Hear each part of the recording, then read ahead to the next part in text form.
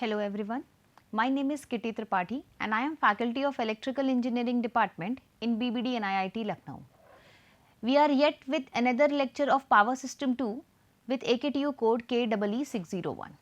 Let us move forward and discuss some more things about sequence components, which is conversions using this sequence component. Let us just quickly get a recap of what we did discuss in the previous lecture. In the previous lecture, we discussed about symmetrical components. What did we said? We said that if we have three phasors and they are unbalanced, we can represent all those three phasor into set of another three balanced phasor networks. So that we can convert that non-symmetric system into symmetric equations or symmetrical vectors such that we can easily take single phase representation and can easily calculate for whatever analysis we are going to do. Okay. So, we went for a conclusion that if we are having three phase as VA, VB and VC, and when they are unbalanced, they can be represented in terms of three balanced equations, right. Three balanced set of sequences are called as positive sequence component, negative sequence component and 0 sequence component. It was VA1 plus VA2 plus VA0. We represented 1 for positive sequence, 2 for negative sequence or 0 for 0 sequence. Similarly goes to VB1, VB2 and VB0. Same goes with VC1, VC2 and VC0 for representing phase C in the three phase system. Now what is the issue? Here we can see कि हमारे पास three vectors या three phase हैं, हमने उनको क्या किया है, set of another three phasors से रिप्रेजेंट कर दिया. तो the other set of three has every single vector is now represented into three separate balanced symmetrical components. So we have in total how many components? 9, and it must be very tedious to represent and solve all these 9 set of variables. See, there are 9 variables, that means we will require some 9 equations to solve 9 variables, and that is not the method to proceed for reducing the complexity. So, what is the method here we are applying to reduce the complexity for both voltages and current? We are using an operator and its identities. This operator is here represented by A. Some places you will also find that this operator is not only represented by A, it can also be represented by alpha or lambda. Author to author we have seen the variations of this representation, but what is the exact meaning of this representation? This representation only shows us three phase orientation. That means it is only a component which is having unity magnitude and having some phase difference. So, when we talk about this simple word A, that means it is having a magnitude of unity and phasor angle of 120 degree. If we have to take it in a negative side using a minus sign, then we can write it as plus 120 degree can be written as minus 240 degree also. So, we have to represent whenever it is required, we can represent it in terms of magnitude 1, phase angle 120 degree or minus 240 degree, wherever it is convenient we can write this value as A. See, this is can be clearly be seen here. We are using a three set of 120, 120, 120 ka difference of representation in two sides. One we are taking as an positive angle reference, other we are taking as a negative angle reference. ठीक है, same type of representations यहाँ भी हम लोगों को देखने को मिल रहा है. Now what is this? We are having an element which can be represented by magnitude and angle, then we can convert it into the rectangular form also. How? 1 cos 120 degree plus j1 sin 120 degree. When we write and simplify it, we can get this value as minus 0.5 plus j 0.866. Now, according to the calculations, wherever it is simplified to use this polar element, we can use it the polar, where we have to use a rectangular element, we can use the rectangular and proceed for the calculations. Now, this element alpha, lambda or A, whatever we try to call it, let us call A only. So this operator or this has having certain identities. Let us understand what those identities are. Whenever we try to square this term a square, तो magnitude तो 1 है, 1 का square will always remain as 1, angle will become 240 degree, ठीक है, और minus 240 can be rewritten as minus 120 degree. Now again we are trying to convert it into rectangular form. What we will get? We will get minus 0.5 plus j 0.866. तो a और a square का हमें element value पता है. Now when we try to cube this term a cube, we will see that we will get the values as 1 angle 0 degree. It will again come to 0 degree. So a cube is 1 angle 0 degree, which in the form of rectangular coordinate systems we can write as 1 plus j 0 or simply 1. That means this a cube is equal to 1. Now let's have one more in a very short method. We will show what the fourth identity, how it came. Now we know that a cube is equal to 1. Let's take 1 this side. We will have the expression a cube minus 1 is equal to 0. Now when we try to break this into its factors, we can write it as a minus 1 into a square plus a plus 1 is equal to 0. ठीक है, factorise कर दिया केवल हमने. अब we know that this term cannot be equal to 1. Why? Because it is not equal to 1, it is equal to minus 5 plus j 0.866. But that means this cannot, a is never equal to 1. That means this term can never be equal to 0. Then this expression is 0 only because of the other term, which is a square plus a plus 1. So we have the another identity as 1 plus a square is equal to 0. Now using these three identities, what we will try to do is, we have 6 set of expressions, 9 set of expressions here. ठीक है, what we will try to do is, we will use 3 set of this balance vectors, and other 6 set will be converted in terms of these 3 only. That means what we will have, we will only have 3 set of symmetrical elements only. मतलब अगर हम phase A को reference लेते हैं तो VA1, VA2, VA0 we are having it. जब भी हमें B और C में calculation करनी होगी तो VB1 को हम VA1, VA2, VA0, VB1, VB2, VB0 को VC1, VC2, VC0 को, इन दोनों ही elements को हम VA1, VA2 और VA0 के terms में लिख सकते हैं. That is only called as representation. Now let us rewrite and understand how it can be done. कैसे हम VB1 या IB1, VB2 या IB2, VB0 या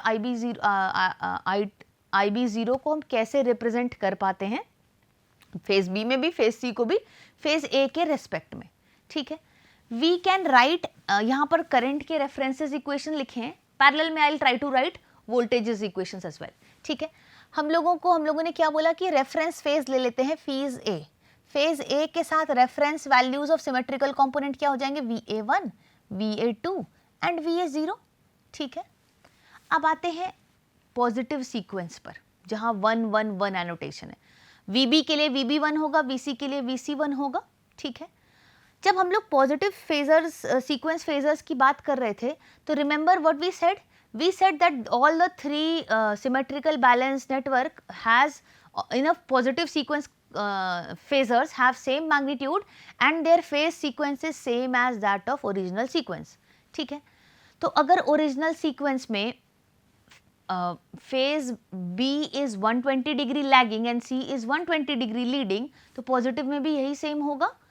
तो इस फॉर्मेट को रिप्रेजेंट करने की कोशिश की जाए तो हमें, जैसे फेज A में हमें पता है VA1 will have a magnitude, it is a reference value, so let's take phasor angle as a 0 reference.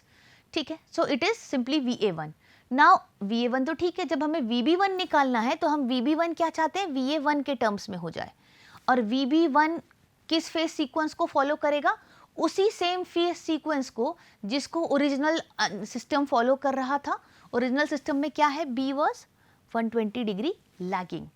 ठीक है, 120 डिग्री लैगिंग का मतलब 1 magnitude minus 120 degree. Magnitudes are same because 1 angle minus 120 का multiply कर दें और साथ में VA1 लिख दें तो सेम ही बात हो गई. So what does this annotate as? This shows that one angle 120 को हम लोगों ने क्या लिखा था, a का स्क्वायर. तो this shows as VB1 can be written as a square into VA1. देखा यहाँ क्या किया हम लोगों ने, VB1 को VA1 के रेस्पेक्ट में कन्वर्ट कर दिया. सिमिलरली VC1 को देख लें. VC1 में भी क्या है, ये भी सिमेट्रिकल कंपोनेंट है क्योंकि पॉजिटिव सीक्वेंस है, सेम सीक्वेंस ही रहेगा जो ओरिजिनल सिस्टम का था. ओरिजिनल सिस्टम में 1 से 120 डिग्री लीड कर रहा है, तो 1 इंटू 120 डिग्री का मल्टीप्लाई कर दें, VA1 में सेम ही रहेगा, मैग्नीट्यूड तो सेम होता है. So what we can write here is 1 angle plus 120 degree into VA1. What can we represent it as? A into VA1. So see what we have done. We have converted now VB1 and VC1 into terms of VA1. एक problem तो solve हुई. सारे positive sequence चाहे phase B का हो चाहे सी का हो, रेफरेंस फेज ए के रेस्पेक्ट में निकाल लिया गया. Same goes with negative sequence. Negative sequence में क्या होता है कि ओरिजिनल सीक्वेंस का उल्टा होता है. ओरिजिनल सीक्वेंस में अगर फेज सी लीड कर रहा था 120 डिग्री, तो फेज सी यहाँ क्या करेगा, लैग करेगा 120 डिग्री. अब अगर लैग करेगा तो क्या हो जाएगा, VC2 को लिखना चाहें तो क्या लिख सकते हैं, लैगिंग बाई 120 का मतलब 1 एंगल माइनस 120 का मल्टीप्लिकेशन विथ वैल्यू VA2, क्योंकि VA2 के रेफरेंस में निकाल रहे हैं नेगेटिव सीक्वेंस कंपोनेंट के. 1 एंगल माइनस 120 को हम लोग क्या लिख सकते हैं, A स्क्वायर. तो it will become A square VA2. Similarly VB2 को क्या लिख सकते हैं, ओरिजिनल सीक्वेंस में B क्या कर रहा था, 120 डिग्री 240 डिग्री लीड कर रहा था. तो नेगेटिव सीक्वेंस में क्या है, 120 करेगा minus 120 degree, not neither 240, because negative sequence क्या है, ओरिजिनल फेज सीक्वेंस का उल्टा है. तो हम क्या करें, यहाँ पर प्लस का 120 डिग्री से मल्टीप्लाई कर दें. 120 डिग्री माइनस 2 लीड हो रहा है 240 के बजाय, तो 120 डिग्री, बिकॉज ओरिजिनल में देखो क्या था, लैग कर रहा था, यहाँ लीड करेगा क्योंकि फेज सीक्वेंस का उल्टा है. तो 1 इंटू 120 डिग्री इंटू VB1, ये 1 into 120 degree will become A, तो A into VB1. Now see here VB2 and VC2 has now again been converted in terms of VA2. Solution थोड़ा simplify हो गया. Similarly zero sequence पर आए. Zero sequence के लिए क्या बोला था, तीनों सेम ही फेज में होते हैं.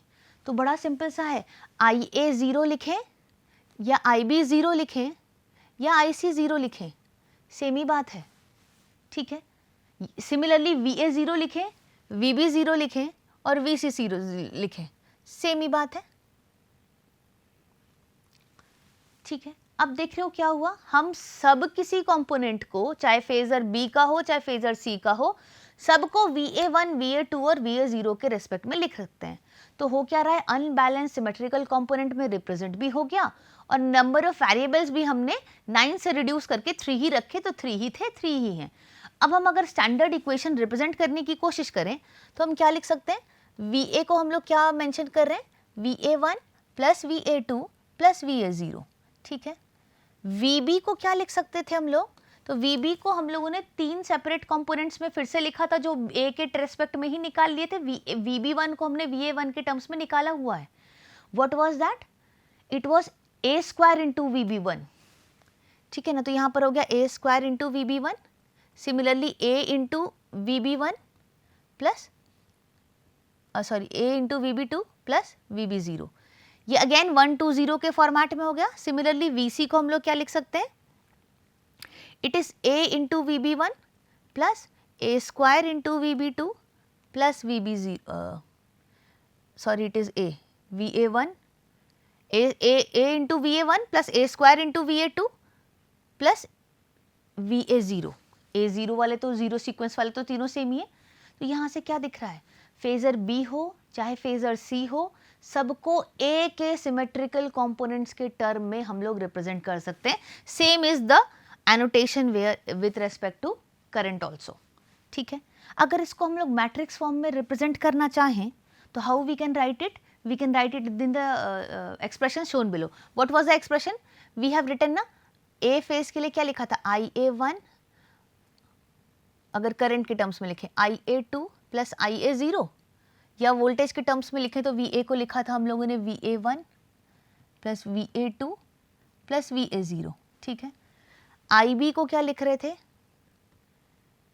जीरो सीक्वेंस के लिए तो सेम ही रहेगा, तो IA0, यहाँ क्या था 1 के लिए A square IA1 plus AI_A2, जैसा वोल्टेज में भी यही था।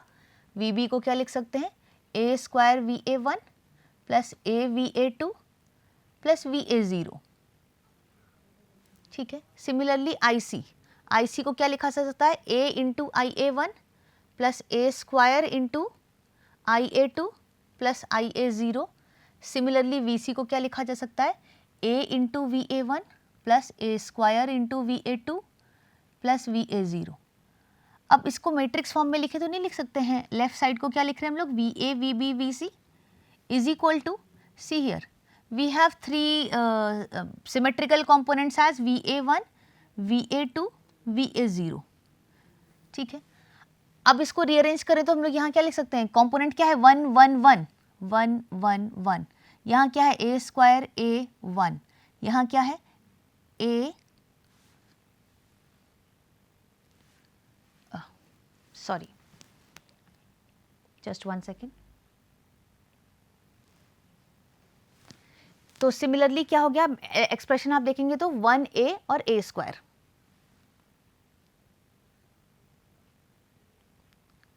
ठीक है। इससे हमें क्या रियलाइजेशन हो रहा है, इससे हमें एक चीज रियलाइज हो रही है कि हम इसको इजीली मैट्रिक्स के फॉर्मेट में भी रिप्रेजेंट कर सकते हैं, VA VB VC को बहुत क्लियरली सिमेट्रिकल कंपोनेंट्स के फॉर्मेट में। अब एक चीज़ और है, हम लोग ऑर्डर 1 2 0 रखें, 0 1 2 रखें, please make this very sure कि हम ए मैट्रिक्स को किस फॉर्मेट में रिमेंबर करने की कोशिश करते हैं। It is not a big issue, but sometimes if we ignore this and we start to remember सिर्फ ओनली ए का एक्सप्रेशन कि 1 1 1 है, 1A² A है, 1A A² है, और वी फॉरगेट कि हम 1 2 0 रखे हैं कि 0 1 2 रखे हैं, then it becomes a complete mess. So please remember कि ए मैट्रिक्स का जो भी फॉर्मेट है वो सही रख रहे हैं। अगर we are taking VA0 VA1 VA2 as order 0 1 2, then only this matrix will come, otherwise we will have a positioning reshuffling also which we should keep in mind, ठीक है। यहाँ से हमें क्या मिल गया, चाहे वोल्टेज हो चाहे करंट हो, हम इसको मैट्रिक्स फॉर्म में एनोटेट कर सकते हैं। मतलब फेज A B और C को उसके रेस्पेक्टिव सीक्वेंसेस के फॉर्मेट में हमने क्या कर लिया है, कन्वर्ट कर लिया है, ठीक है। This A matrix is also known as transformation matrix, whether it be for voltage or be it for current, ठीक है। This will be the transformation matrix. Again, the positioning of the elements will be dependent upon हम इस order को किस format में रखते हैं, 1 2 0 या 0 1 2. These are the two standard formats which different authors try to keep in the books. So please don't get confused. Whichever book you are following, kindly re-verify that this order of understanding is same in an alignment with what you are trying to remember, otherwise you will get confused, ठीक है। Now let's track back. Track back का मतलब, अगर हमारे पास sequence components का expression हो और हमें मेन एलिमेंट्स निकालना हो तो हम क्या करें, व्हाट डू वी डू अगर we are having an information of what is the value of V, let us suppose we have information what is VA0, what is the value of VA1, what is the value of VA2 at certain conditions, and we have to recalculate what is the value of VA, VB and VC, मतलब reverse में operation हो तो क्या करें। तो अभी थोड़ी देर पहले हम लोगों ने क्या देखा था, जब हम लोग A, B और C का मैट्रिक्स का इंफॉर्मेशन पता था तो हम लोग लिख सकते थे transformation matrix into sequence component वाली मैट्रिक्स, मतलब VA0 1 2 वाली मैट्रिक्स, ठीक है। अब इसी का ठीक उल्टा करना हो हम, यानी कि V0 1 2 निकालना हो तो क्या कर सकते हैं, A इनवर्स का मल्टीप्लाई कर सकते हैं VABC से, ठीक है। A इनवर्स का मल्टीप्लाई कर दें, मतलब what do we have to do, only take inverse of A matrix, and when we determinant divided cofactor matrix divided by determinant, it will come as 1/3 1 1 1 1A A² 1A² A। इस format में represent कर लें तो हमारा क्या inverse निकल आया, inverse निकल आया तो हमारे पास क्या ऑप्शन अवेलेबल हो जा रहा है, हम किसी भी दूसरे फॉर्मेट में रिप्रेजेंट कर पाते होते हैं VA VB VC को। अब अगर मतलब हमें 0 1 2 का वैल्यू पता हो या IA IB IC का वैल्यू पता हो या VA VB VC का वैल्यू पता हो तो हम रिवर्स में भी चीज़ें कैलकुलेट कर पाएँ। मतलब अभी तक हम लोग क्या कर रहे थे, VA VB VC को VA1 VA2 VA0 में लिखने की कोशिश कर रहे हैं, ठीक है। It will come out to be the expression as mentioned here from the above equation. अगर सेम हम वोल्टेज के लिए लिखें तो हम लोग लिख सकते हैं VA0 is equal to 1/3 VA plus VB plus VC। VA1 को लिख सकते हैं 1/3 VA plus AVB plus A² VC। Similarly VA2 को लिख सकते हैं 1/3 VA plus A² VB plus A into VC। तो इन तीनों अगर एलिमेंट्स का पता हो तो हम सिमेट्रिकल कंपोनेंट्स निकाल सकते हैं, क्योंकि ये कन्फ्यूजन हो रहा था ना कि हम लोग वैल्यूज निकालेंगे कैसे। हमें ओरिजिनली तो क्या पता होता है, केवल original phase sequence, original value of elements VA VB and VC। तो सिमेट्रिकल अचानक से बीच में कैसे ले आए। तो this is how we calculate symmetrical components and we have also studied that how can we interchange, मतलब VA VB VC पता हो तो सिमेट्रिकल कंपोनेंट कैसे निकालें, सिमेट्रिकल कंपोनेंट पता है तो उसका उल्टा भी कैसे करें।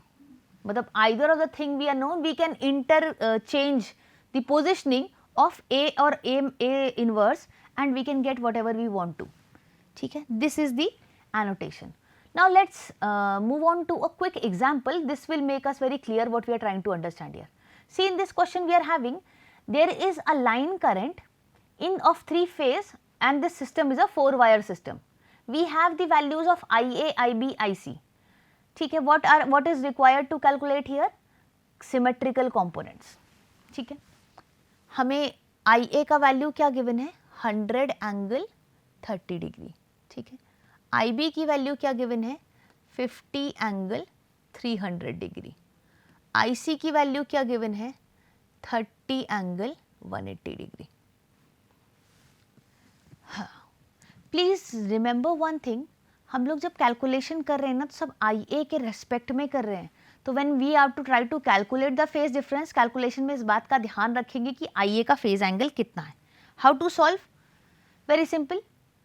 फेज अभी हम लोगों ने फॉर्मूला निकाला है कि हमें A B C की वैल्यू पता हो तो IA1 IA2 और IA0 निकल सकता है। IA0 का क्या फॉर्मूला आया था 1/3 IA plus IB plus IC। We can simply add,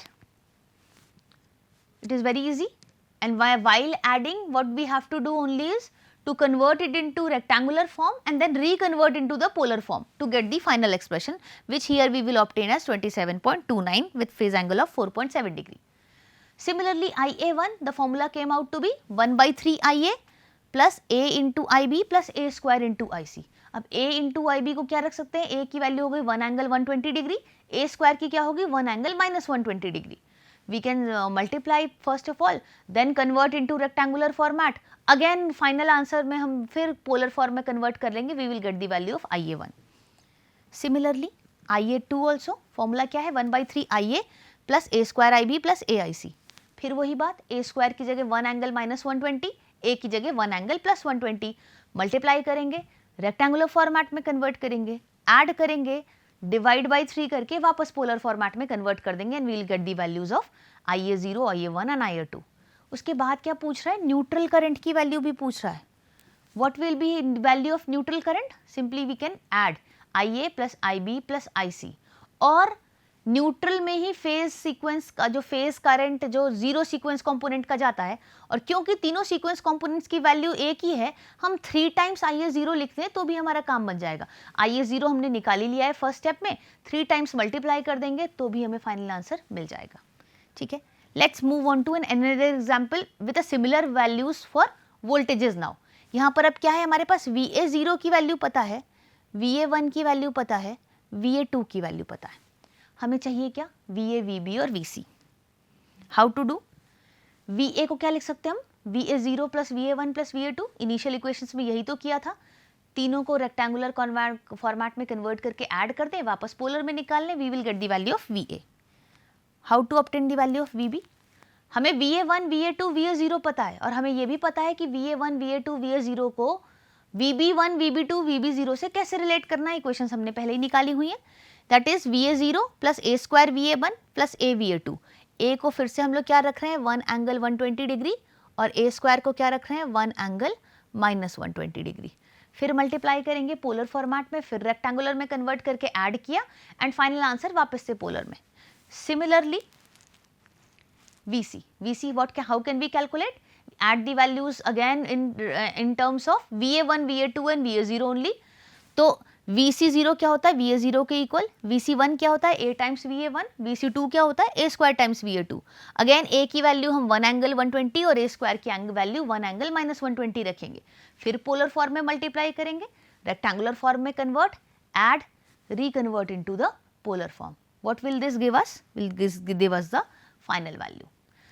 Okay, I hope you must have understood the significance of expressing anything in terms of symmetrical components. Thank you very much.